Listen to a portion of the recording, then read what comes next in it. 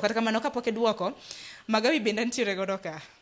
Maxwell, what do you make up out of this? Nikech wacho ni kanyo ka koro jofwambo samoro kora miseyo kijo kaka benta oramo mumo ye piny ni sew makamage gin mago mag mirias. Erokamano. I'll still go back to my statement. In all this, we need to cut down the fluff to the very bare minimum. Nikech kanyo maboyde diera. Aneno ka Madam Benta ubedo very defensive on the issue of nepotism. So I look very keenly. So I've been able to appreciate contradiction in some of her statements. Nikecha paro kipenje ni kuom nyinge misomogo.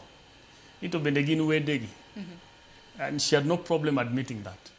Okay? And then co-defend weche mag wedege. Aneno ko defend whether ni jogo obedo employed, kato givedo employed. It's about who doesn't have a husband, who is an advocate, and who has not been paid. And it's very interesting. No, actually, they are gin kaka any other Kenyan who are jobless and are graduates. And qualified. And qualified, yeah. They are competent enough to do those jobs. Makumani koro gima penje ni nyabo mane ni en mane udu kende kaka jotend KEWOTA, where we can find jobless and qualified individuals. Must they just come from your home or your compound? Nikech, if you're canvassing the question of nepotism, then it has to be within a context. That is what qualifies nepotism. Nikech, katakaponi, I'm a lawyer myself, in my law firm. Kachako teach, and the only person who is qualified, when you whatever assignment madwaro, en nyamera, tangiyo ngata jokmangiyo okanya chulogi for the time being. Professionally, I'm allowed. But then, all the better problematic, kakoro clerk, associates, driver. Everybody, driver, TO in my firm, and you look around and realize there's so many other people who can do this. So, pesa matiyo godo to run all these things, oken pesa na.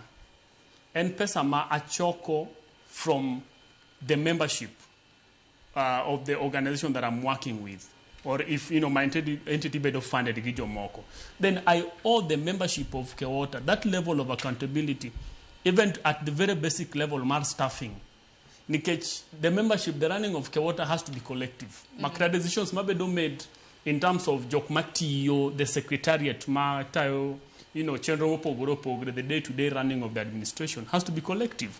Koro gima Madam Opande nyakanyiswa kai, into jokmane indiko wedegi mindiko gi. How was the decision made? What is your recruitment structure? How do you make decisions in terms of staffing that will lead you into having a whole list of relatives? Yeah?